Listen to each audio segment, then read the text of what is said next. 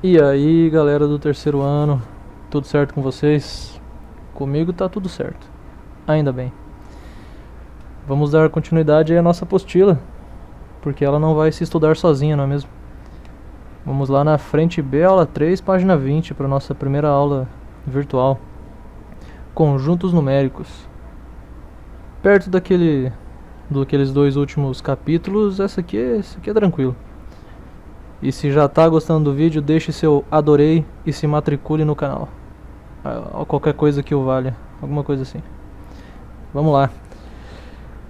O primeiro conjunto de números que surgiu na humanidade, acredita-se, claro que foram os números naturais. Até por isso que eles têm esse nome, né? Eles surgiram naturalmente da contagem.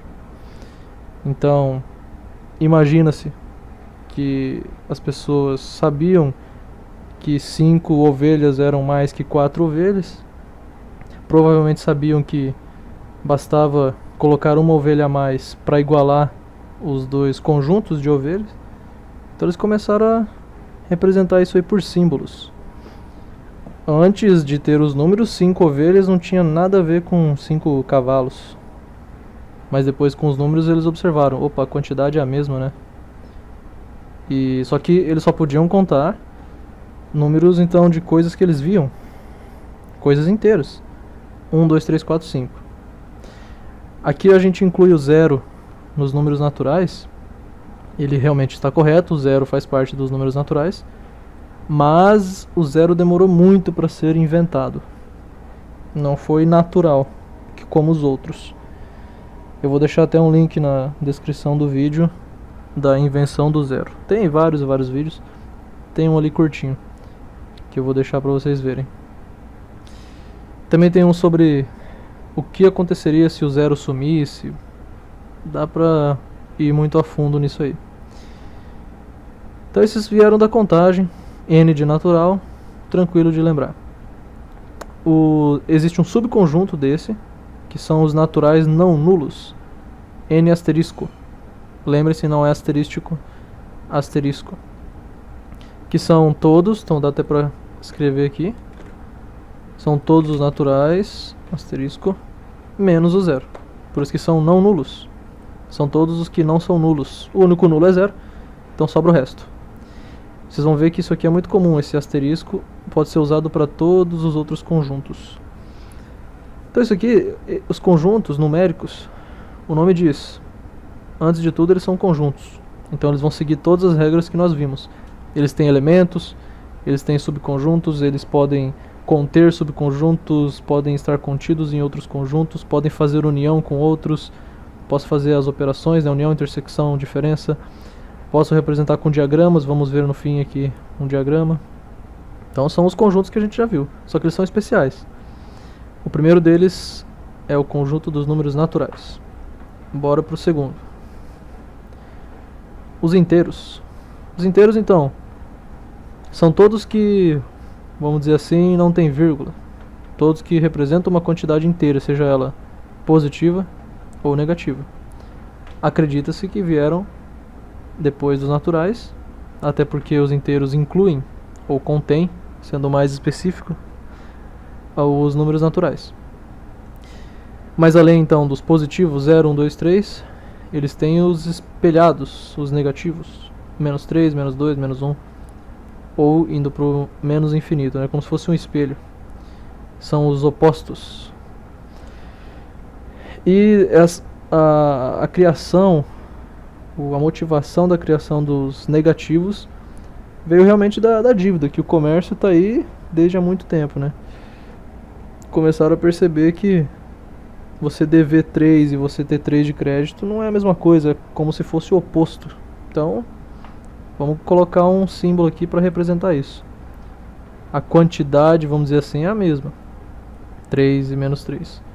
Mas o significado é o oposto. Além de ter os números inteiros não nulos, que ó, Z asterisco. E se reza a lenda aí que esse Z veio do alemão Zahl. Alemão não, a pessoa alemã, não é o nome dele. É da palavra alemã, Zahl, que é número. Número de quantidade, não número da casa, número do RG, que não tem nada a ver com quantidade. Isso já é outra palavra em alemão. Mas Zahl em alemão significa número. Então, dizem que vem daí esse Z, né? Além dos não nulos, nós temos os não negativos. Não negativos. E os positivos, vejam que eles são diferentes. Não negativos, o nome está dizendo, são todos os não negativos, os que não são negativos. O que sobram se eu tiro os negativos? Sobram os positivos, mas também sobra o zero. Que o zero não é nenhum nem outro. Ele é especial, ele é nulo. Temos os números negativos, os positivos e os nulos, que na verdade é só o zero. Então se eu tiro os negativos, sobram os positivos e o zero. E eu represento isso assim. Por quê? Porque eles sobram os positivos, ó, mais de positivo. Se eu tirar também o zero, colocando o asterisco, então eu tirei os negativos e tirei o zero. Sobraram os positivos. Por isso que são os inteiros positivos. Então muito cuidado para não confundir isso aqui. Os não negativos contêm o zero. Por isso que eu não posso falar, eu tirei os negativos, então são os positivos. Não, você não tirou o zero. Você não pode falar que são os números positivos se o zero está ali dentro, porque o zero não é positivo. Então se você só tira os negativos, fica não negativos. Se você tira os negativos e o zero, aí sim sobram só os positivos. Então os positivos têm o maisinho, mas também o asterisco. Se tiver só o maisinho, são os não negativos. E vejam que os números inteiros positivos são justamente os naturais não nulos, porque só sobraram os positivos. Você tirou o zero. Então esses aqui são iguais. Semelhantemente, temos a mesma definição para os não positivos e os negativos. Então, não positivos, você tirou todos os positivos, sobraram os negativos com o zero. Aí você representa só com um sinal de menos. Quando você tira o zero também, aí sim sobram só os negativos. E aí representa assim com asterisco. Então esse foi o segundo conjunto numérico, motivado aí para a representação de números negativos, de dívida, de falta, quanto falta. Eles acharam necessário, nossos ancestrais, acharam necessário a criação disso aí. E muito bem-vinda, né? Utilizamos bastante. Na verdade foi a criação dos números inteiros que permitiu a criação da subtração. Antes era só somar. Agora aqui a gente podia subtrair, inclusive fazer 2 menos 3. Porque com os naturais não dava pra fazer 2 menos 3. Até dava pra fazer 3 menos 2, beleza. Até podia ter essa noção de subtração. Tenho 3 ovelhas, aí o lobo comeu 2, sobrou uma ovelha. Beleza. Mas e se eu tenho R$2 e quero comprar R$2, que na época não tinha real, mas 2 moedas e quero comprar algo que vale 3 moedas? Quanto me falta? Então isso eles não conseguiam fazer sem essa noção aqui de números negativos, de faltar. O terceiro conjunto são os racionais, o que vem de quociente.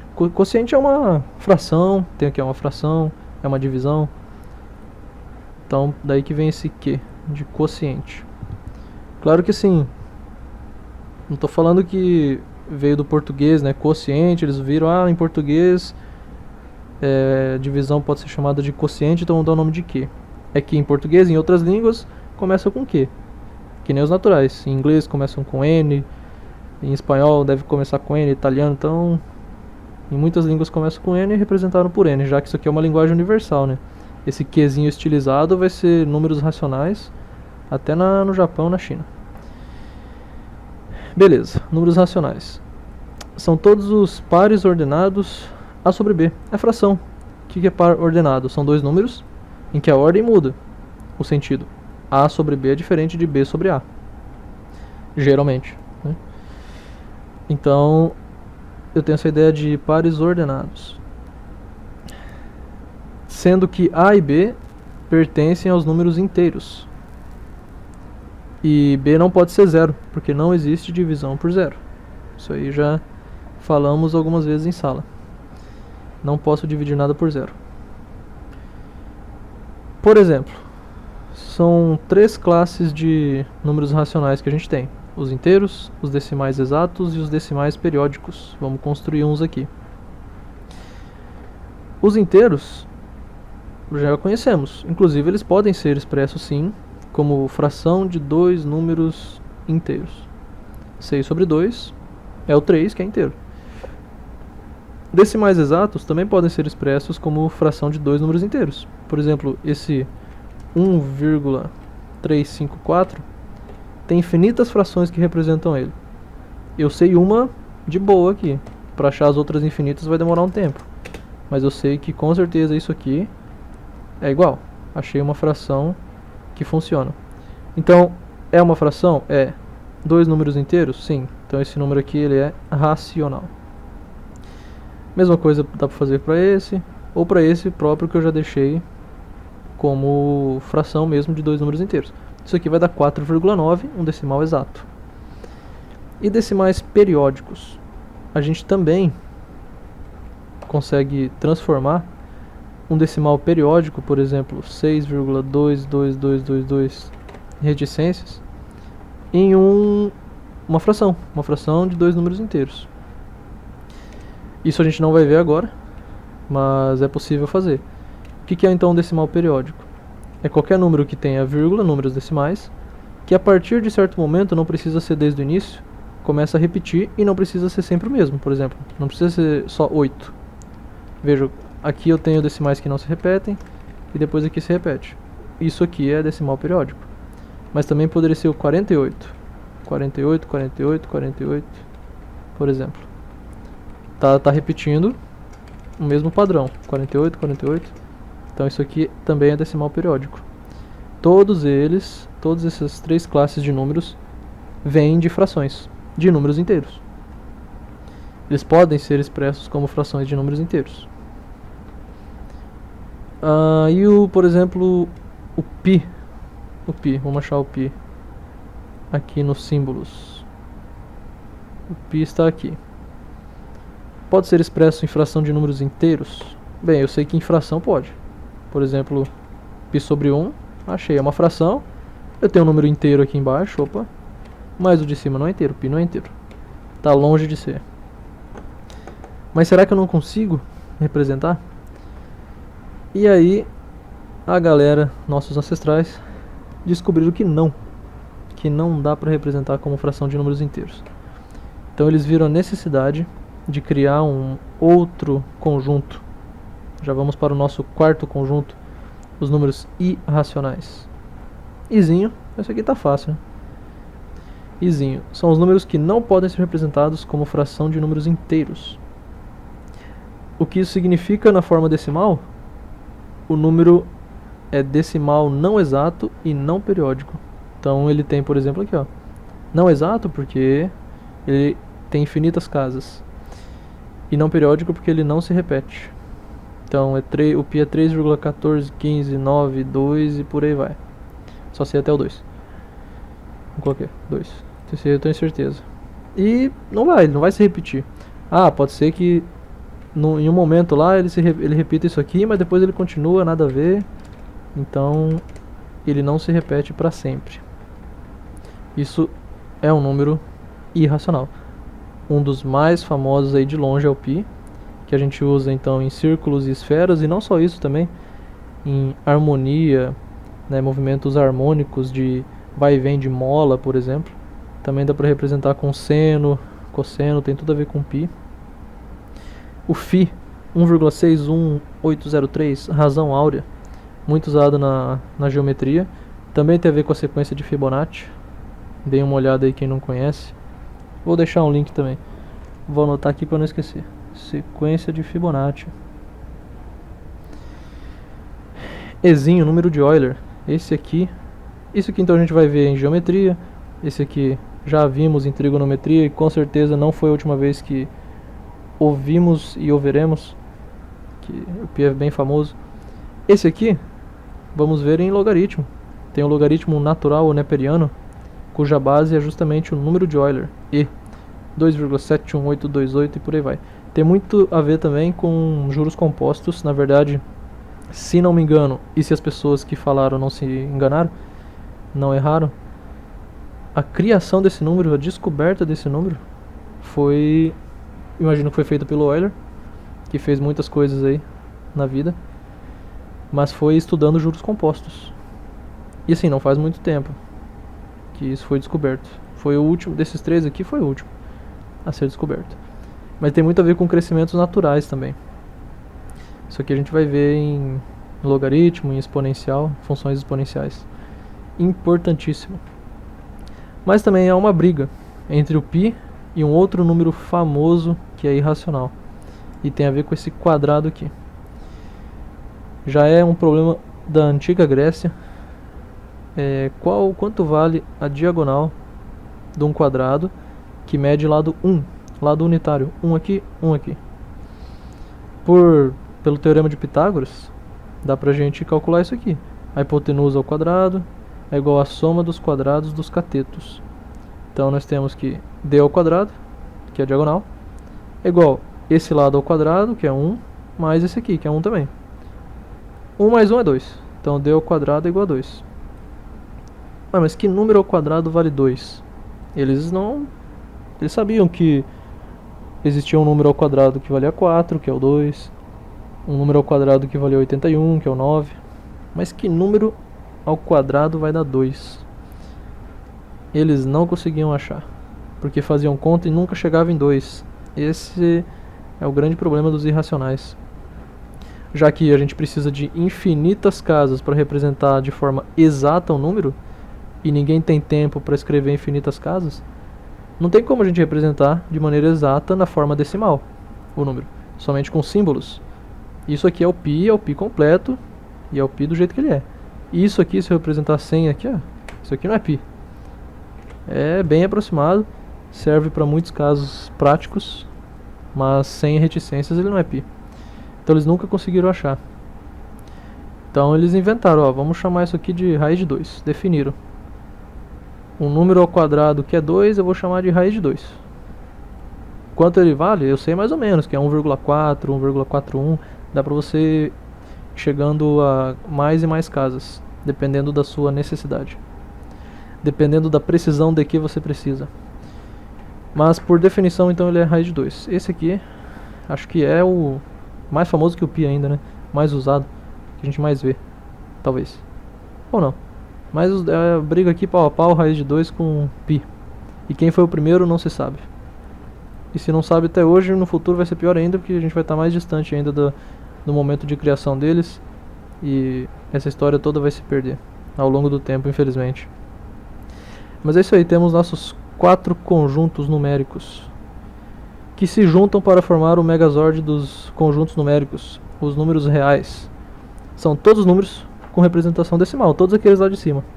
As decimais exatas, as periódicas, as não periódicas. E os números inteiros também, sem vírgula. Então é a união dos números racionais e irracionais. Aqui nós temos as relações dos números, sendo resumidas. Ó, deixa eu juntar tudo aqui numa tela só para vocês. Nós temos aqui que os naturais estão contidos nos inteiros, estão lá dentro. Estão contidos nos racionais, que estão contidos nos reais.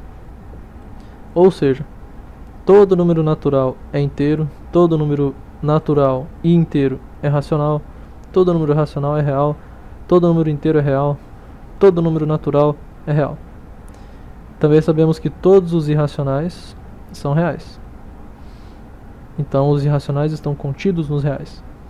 Se eu juntar ou fizer a união entre os racionais e os irracionais, eu terei os reais.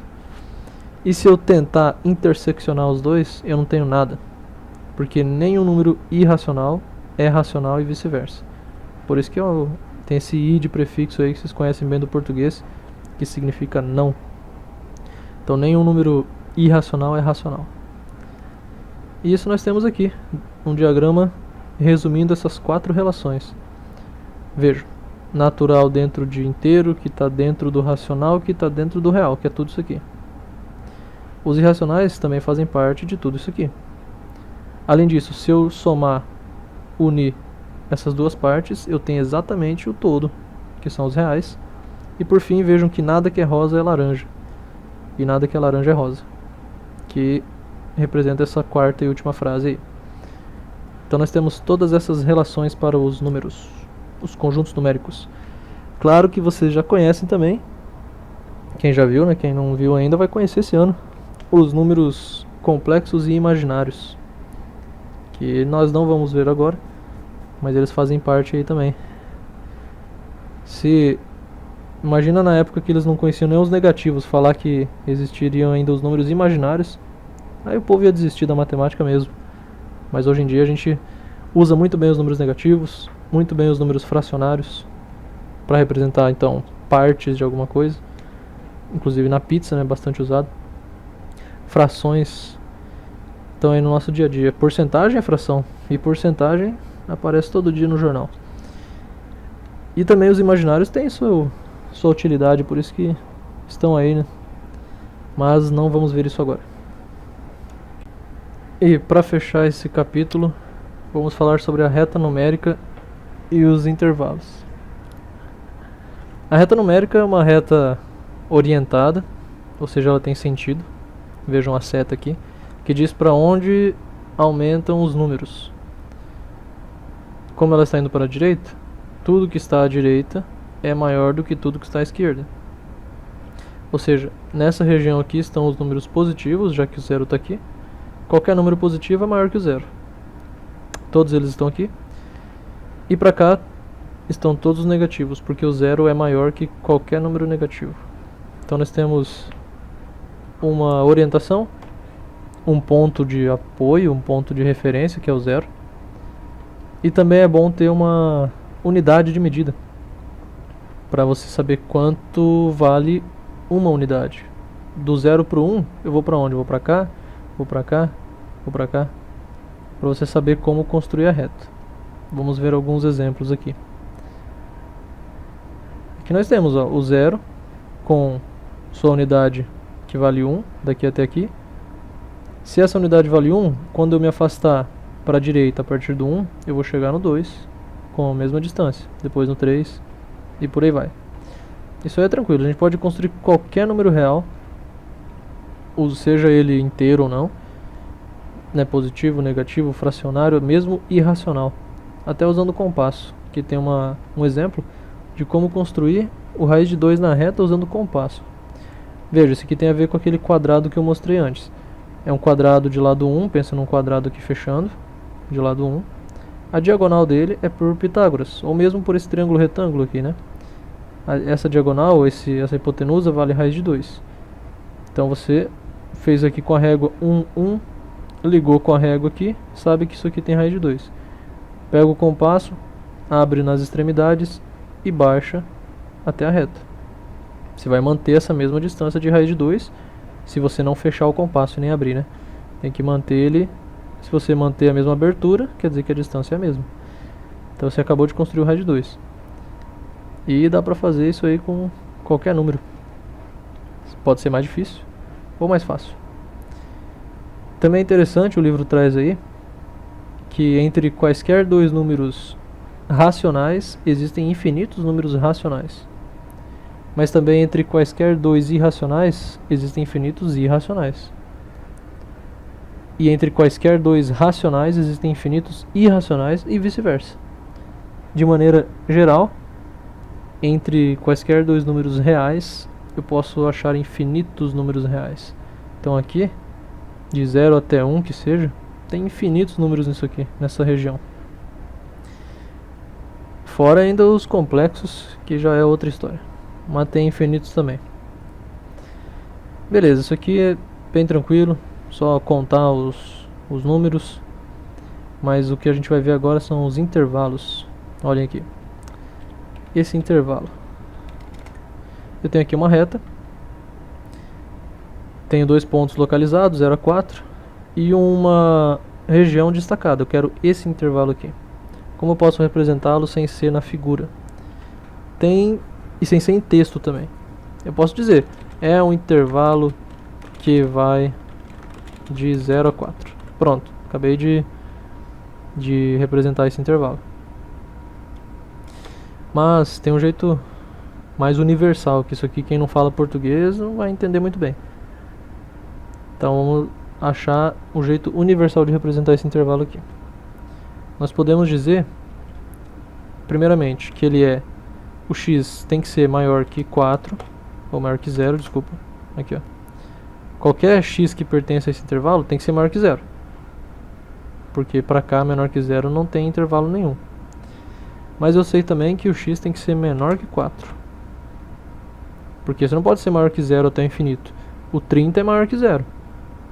Mas não é menor que 4, então o 30 não faz parte. Ele tem que obedecer essas duas ao mesmo tempo. A gente pode dizer isso aqui de outra maneira. Deixa eu colocar uma seta aqui, uma maneira mais concisa. Que o x tem que ser maior que 0 e menor que 4. Dessa maneira. Então relembrem isso aqui, ó. Esse símbolo aqui é maior, esse aqui é menor. Lembre-se de que a boca está sempre virada para quem é maior. Então o x é maior que o 0, por isso que a boca está virada para o x. E o 4 é maior que o x, por isso que a boca está virada para o 4. E é por isso que o x é menor que o 4. Mas eu posso dizer essas duas frases aqui muito mais, de uma maneira mais rápida, mais prática, que o x está entre 0 e 4. Mas veja, esse intervalo aqui não representa fielmente isso aqui. Porque a gente vai ver que essa bolinha fechada aqui, pintada, significa que o 0 também faz parte do intervalo. Eu posso usar o 0 também. E eu não estou dizendo isso aqui, eu estou falando que o x tem que ser maior que 0. Então esse x não pode ser 0, porque 0 não é maior que 0. Um número não é maior que ele mesmo. Então para arrumar isso aqui, vou colocar aqui embaixo, passar tudo para baixo logo. Para arrumar isso aqui eu tenho que colocar o símbolo de igual. Então o x, ele não tem que ser maior que 0. Ele tem que ser maior ou igual a 0. E o x também pode ser 4, então ele pode ser igual. Aqui também, vou colocar a mesma coisa. Copia e cola. Olha a diferença. Esse aqui tem um risquinho embaixo. Ele permite a existência do 0 no intervalo. E aqui permite a existência do 4. Então isso aqui de cima está errado. E antes de eu apagar, eu vou dizer o seguinte. Esse aqui, ó, significa número entre 0 e 4. Número de 0 a 4. Vejam que em português muda também. Ó, quando eu falo de 0, a partir dele até outro, incluem os extremos. Então eu posso usar o 0, posso usar o 4. O que está me dizendo que eu posso? Essa imagem. Essa bolinha pintada aqui está dizendo que eu posso usar o 0. O 0 está dentro, não está fora. E o 4 também está dentro. Agora, se eu não quiser incluir o 0 e o 4, eu tiro o risquinho de baixo, fica só menor, menor. E muda a frase também em português. Entre 0 e 4. O que está entre dois números ou entre duas coisas não inclui essas coisas. Faz uma fila aí de 5 pessoas. Entre o primeiro e o último tem 3 pessoas e não 5. Tem os 3 do meio. Os extremos não são inclusos no entre, só no de. Beleza, mas como que eu represento isso aqui sem aqui na figura de 0 entre 0 e 4, sem o 0 nem o 4? Isso a gente vai ver agora aqui. Esse x não vou usar mais. Vejam, olha a diferença, além, claro, a cor nem é tão diferente assim, mas além da cobrinha aqui, eu tenho uma bolinha aberta, não pintada. Isso aqui a gente chama de fechada, e aqui de aberta. Então aqui sim, eu posso dizer, ó, o x, ele está entre 0 e 2. Então eu vou colocar. Coloquei o x no meio dos dois. Ele tem que ser maior que 0 e menor que 2. E justamente ele está entre 0 e 2, então não inclui o 0 e não inclui o 2. Não vai colocar esses aí no meio. E o que está dizendo isso? A bolinha aberta. Então esse aqui é um intervalo aberto. Nós já vamos ver um resumo de todos os intervalos que tem. Então eu posso representar assim. Mas a gente vai ver um jeito um pouquinho mais técnico, mais correto. Isso aqui você está dando restrições para o x. x, beleza, tem que ser maior ou igual a 0, menor ou igual a 4. Mas isso aqui ainda não está representando de fato um intervalo. Porque um intervalo nada mais é que um conjunto. Então, eu tenho que representar, uma das possibilidades de representar o conjunto é usando as chaves, como a gente viu. Posso dar um nome para isso aqui, é o A, é o intervalo A. Mas para eu deixar claro que o x pode ser qualquer número real, porque ele está numa reta real, na reta numérica, e não somente números inteiros, porque eu posso ver isso aqui, e se não estiver explícito eu posso pensar, então x só pode ser 0, 1, 2, 3, 4, se eu der só isso aqui. Mas não, o x também pode ser 0,5, π, o π está fazendo parte aqui desse intervalo, né? O π está mais ou menos aqui assim. Então eu tenho que ser um pouquinho mais claro e dizer o seguinte, que x pertence ao conjunto dos números reais, que está aqui, tal que x é maior ou igual a 0 e menor ou igual a 4. Então nós temos que colocar assim, essa é uma das maneiras de representar o intervalo. Isso aqui a gente construiu antes, agora é só colocar entre chaves e dizer que tipo de número é o x, se ele é real, se ele é inteiro, o que ele é. Então essa é uma maneira. A maneira mais rápida, especial para intervalos, é fazer o seguinte, eu não preciso colocar chaves, na verdade eu posso representar agora com colchetes. Eu vou usar colchetes. Simplesmente coloca 0 e 4. Dá até para colocar ponto e vírgula, para ser mais específico, mais claro, né, que não é 0,4, é 0 e 4. Isso aqui querem dizer a mesma coisa, só que esse aqui é muito menor. Então quando nós formos trabalhar com intervalos, vamos dar preferência para essa maneira aqui, mas vocês têm que saber essas duas. Então vejam só o que está dizendo, eu não tenho x aqui, e eu não estou falando que pertence aos reais, porque aqui ele já está implícito que é dos reais, isso aqui é para intervalos reais, de números reais. Está indo do 0 ao 4, inclusive os dois. Então o 0 pode, o 4 pode. O que está me dizendo isso é justamente o colchete para dentro. Vejam que os colchetes estão prendendo os números lá dentro. O 0 está lá dentro, o 4 está lá dentro. Eles estão fechados, como se esses colchetes fossem uma prisão. Eles não conseguiram escapar, então eles fazem parte do intervalo, de 0 a 4. Vamos fazer a mesma coisa para esse. Então esse aqui eu vou chamar de intervalo B, que é um conjunto, então chaves nele. E eu vou dizer a mesma coisa, que x pertence aos reais. Tal que, essa barra aqui importantíssima, é o tal que, sendo x pertence aos reais, sendo que x é maior que 0 e menor que 2. Além disso, uma maneira especial para representar intervalo vai ser a seguinte, a gente vai ter o 0 e o 2. Isso aí são os extremos. Sempre o inferior primeiro e depois o superior. O menor, depois o maior. Só que agora é o seguinte, se eu colocar isso aqui, estou mentindo.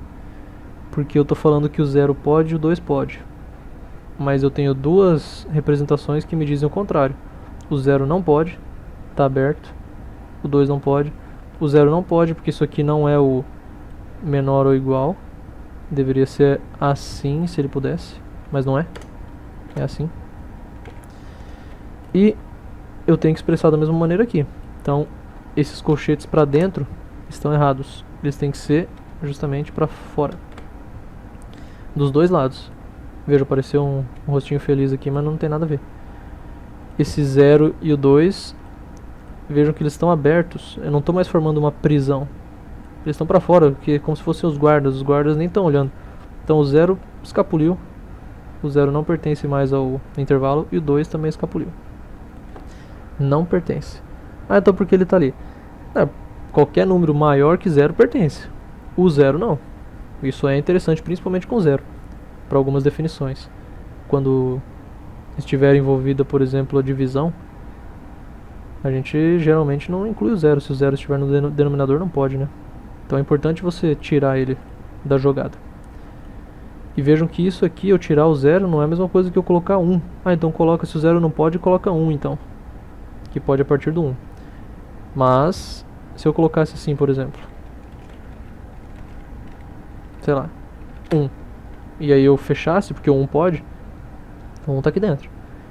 Esse intervalo aqui não é o mesmo que esse, porque esse aqui, que é o certo, ele inclui o 0,1, 0,2, o raiz de 2 dividido por 5, que está aqui com certeza, é menor que 1, inclui infinitos números que esse aqui não inclui.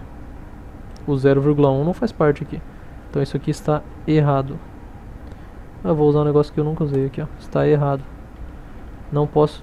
Não é que... Existe esse intervalo, mas não é igual a esse aqui. Não posso colocar assim. Então, vejam que nós vimos intervalos fechados de 3 maneiras diferentes.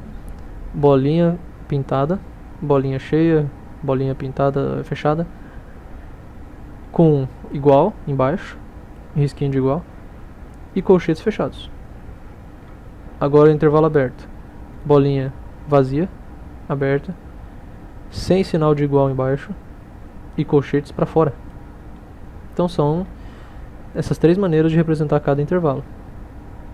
Aqui nós temos um resumo de todos os intervalos possíveis. Então nós vimos o intervalo aberto.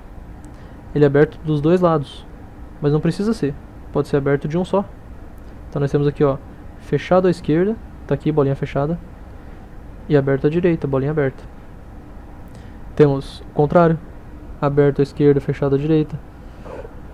Temos o totalmente fechado, esses dois primeiros nós vimos. Vejam aqui a representação. Aqui o aberto dos dois lados, fechado dos dois lados. Aberto só na direita, vejam que o B, ele conseguiu escapar. O colchete não está prendendo o B. Então o B foi para fora. Por isso que o B não tem o igual aqui, ó. O A está lá dentro. Aqui é o contrário. E esses outros 5 últimos aqui são os que são infinitos, os intervalos infinitos. Aqui eu tenho infinitos números, né, entre quaisquer dois números. Só que existe uma distância definida entre o mínimo e o máximo. Por exemplo, a distância aqui é 2, que é 2 menos 0. A distância aqui é 4, 4 menos 0.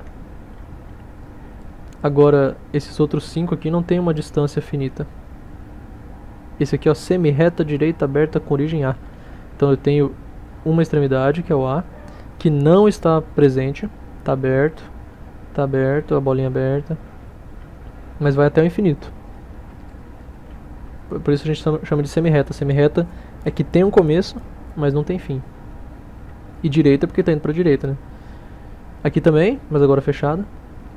A mesma coisa para a esquerda, então quando vai do menos infinito até A, veja que é o símbolo de infinito.